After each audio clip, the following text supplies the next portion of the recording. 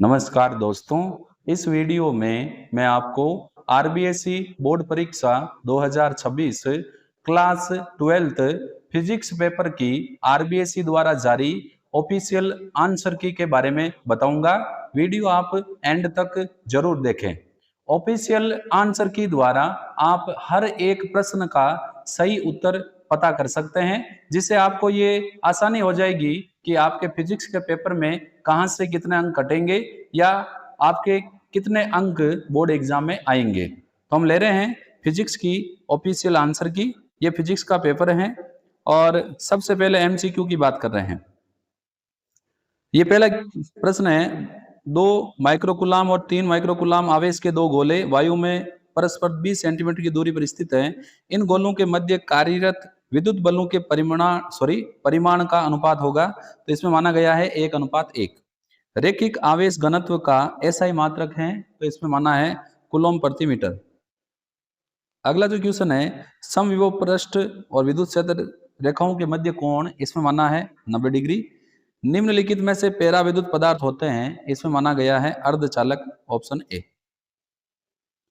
फिर है, किसी संचयी बैटरी का विद्युत वाहक बल 10 वोल्ट है, आंतरिक प्रतिरोध 0.5 ओम है, बैटरी से प्राप्त अधिकतम विद्युत धारा का मान होगा, तो इसमें हो जाएगा 20 एम्पियर। एक घूर्णन से आवेशित कण द्वारा चुंबकीय क्षेत्र के अनुदिश चली गई दूरी को कहते हैं, तो यहाँ हो जाएगा चूड़ी अंतराल, पिच। अतिचालक पदार्थ पूर्णतः प्रदर्शित करते हैं, तो इसमें आ जाएगा आपके प्रति चुंबकत्व। एक बार मैं आपको आंसर बता देता हूँ, फिर आंसर की दिखाऊंगा आपको। क्वेश्चन नंबर 10 है, 8, 2 स्पोकों वाला साइकिल का एक पहिया पृथ्वी के चुंबकीय क्षेत्र के 36 घटक के लंबवत 2 चक्र प्रति सेकंड की दर से घूम रहा है, जिससे पहिए की धुरी और रिम के मध्य प्रेरित विद्युत वाहक बल ई उत्पन्न होता है। यदि स्पोकों की संख्या दुगुनी कर दी जाए तो प्रेरित विद्युत वाहक बल होगा ई। अगला है, स्वे प्रेरत्व को कहते हैं, तो ये आपके हो जाएगा विद्युत जड़त्व। प्रत्यावर्ती धारा के मूल मध्य वर्ग आरएमएस और शिखर मान के मध्य अनुपात हो जाएगा 1:√2। रिमोट नियंत्रकों में प्रयुक्त विद्युत चुंबकीय तरंगे होती है अवरक्त तरंगे। एक बाल्टी में जल 24 सेंटीमीटर ऊंचाई तक भरा है, यदि अपवर्तनांक 4/3 हो तो बाल्टी की तली पर रखी वस्तु की आभासी गहराई होगी।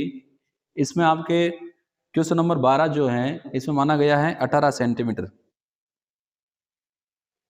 अगला है, त्रिभुजाकार पिच के लिए आपतन कोण और विचलन कोण के मध्य जो ग्राफ है, इसमें आपके सही माना गया है ऑप्शन से।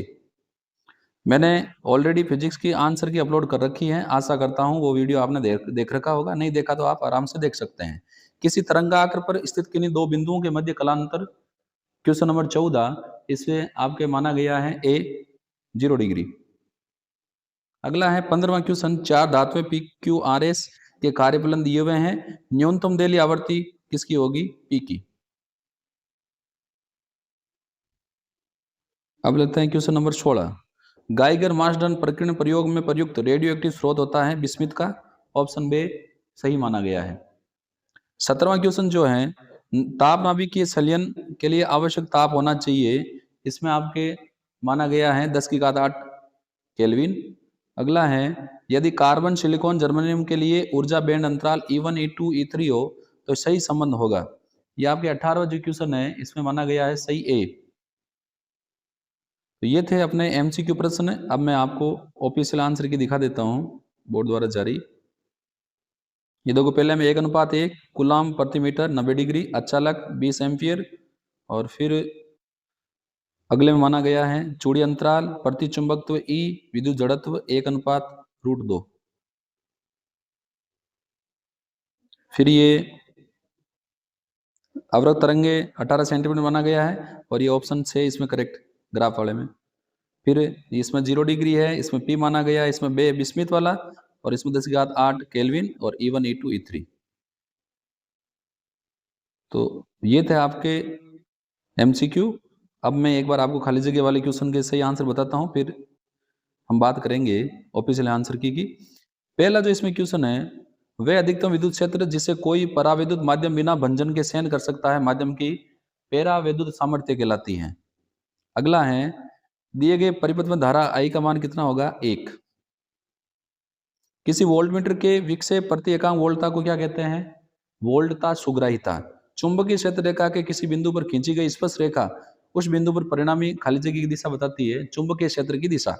लेंज का नियम ऊर्जा संरक्षण नियम का पालन करता है। विस्थापन धारा की अवधारणा मैक्सवेल ने दी। फिर 1.52 अपवर्तनांक वाले कांच के एक लेंस की किसी द्रव में भरे गए बर्तन में डालने से वह अदृश्य हो जाता है। द्रव का अपवर्तनांक कितना होगा? ये होगा 1.52। जल के पृष्ठ पर किसी समय जल के अणुओं का निस्पंदी रेखाओं पर विस्थापन होता है, यह हो जाएगा 0।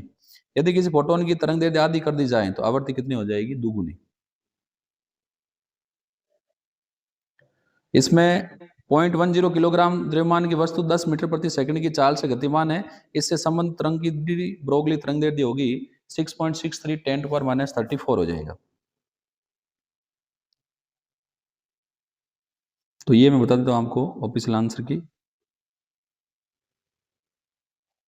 ये देखो पैराविद्युत सामर्थ्य पहले में खाली जगह में, दूसरे में 1, फिर वोल्टता सुग्राहिता, फिर चुंबकीय क्षेत्र और उसके बाद ऊर्जा संरक्षण मैक्सवेल 1.52, फिर 0 दुगुनी और 6.63 10 to -34। ये आपके हो गए एक रिक्त स्थान वाले। उसके बाद जो वन वर्ड वाला इक्वेशन है, तांबे के लिए प्रतिरोधकता और टी के मध्य ग्राफ, धारा घनत्व की परिभाषा, सटीक परिभाषा होनी चाहिए। यदि चुंबकीय क्षेत्र एकल ध्रुव का स्थित होगा, चुंबकीय क्षेत्र संबंधी गॉस के नियम का समीकरण, किसी पदार्थ के चुंबकन तीव्रता, चुंबकीय क्षेत्र के मध्य संबंध। तो ये देखो जो एमसीक्यू जितने ये आपके अति लघुरात्मक हैं, इनकी मैं आपको आंसर की सीधी बता देता हूँ। हालांकि मैंने पहले से ही इसका सॉल्यूशन डाल रखा है। तो पहले अति लघुरात्मक सही परिभाषा, दूसरे में सही परिभाषा और सॉरी सही ग्राफ, फिर है B D S equal to mu zero H M sorry Q M, ये क्यू एम है। और फिर चौथा में B equal to mu zero H plus M. और ये विद्युत चुंबकीय प्रेरण की सही परिभाषा लिखने पर आपको पूरे में सब पूरे अंक मिलेंगे। फिर चित्र वाले में सही चित्र, रेखीय ध्रुवित विद्युत चुंबकीय तरंग का चित्र बनाने पर और सही परिभाषा लिखने पर विवर्तन की पूरे में से पूरे अंक। फिर ये कार्यफलन वाला है, एच म्यू बराबर के प्लस कार्यफलन, तो 4.5 है। गतिज ऊर्जा कार्यफलन 1.5 है। सोल्व करोगे तो आपके 6 इलेक्ट्रॉन वोल्ट उतर आएंगे। तो यदि आपने ये नंबरिकल इस हिसाब से किया है तो आपके पूरे में से पूरे अंक। फिर रे के उत्सर्जन स्पेक्ट्रम की परिभाषा लिखनी है। और ये नंबरिकल क्वेश्चन आपका जो 10वां है, 10वां क्वेश्चन देखते हैं कौन सा है। यदि ऑक्सीजन की अच्छा बंधन ऊर्जा प्रति न्यूक्लियन निकाली गई पूछी है, तो बंधन ऊर्जा में 16 का भाग दे देंगे। तो ये आपके 10वां, तो ये बंधन ऊर्जा में 16 का भाग देंगे 128 में, तो 8 मेगा इलेक्ट्रॉन वोल्ट आ जाएगी। उसके बाद भी जो क्वेश्चन है, जैसे क्वेश्चन नंबर 4 है आपके, दिए गए परिपथ में बिंदु ए व बी के मध्य तुल्य धारिता 15 माइक्रोफैराड है, तो संधारित्र एक्स की धारिता ज्ञात कीजिए। तो इसके लिए ये आपके पास सीधा सा फॉर्मूला है 1/c इक्वल टू 1/c1c2। इससे आपके 60 माइक्रोफैराड आ जाएगा। फिर अगले न्यूमेरिकल में आपके आंसर आ जाएंगे ये 30। फिर परिभाषा वाले हैं, सही परिभाषा लिखोगे तो पूरे में से पूरे नंबर। और 7वें क्वेश्चन में सही परिभाषा लिखने पर एक परिघटना प्रकाशित तंतु प्रिज्म कोई भी एक लिखो तो नंबर मिल जाएगा।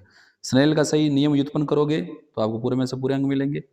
ये परिभाषा है। तो परिभाषा वाले में सही परिभाषा लिखोगे और ये 11 सवाल में अगर आप ये MVR इक्वल टू NH1 की व्याख्या सही करोगे तो आपके पूरे में से पूरे अंक।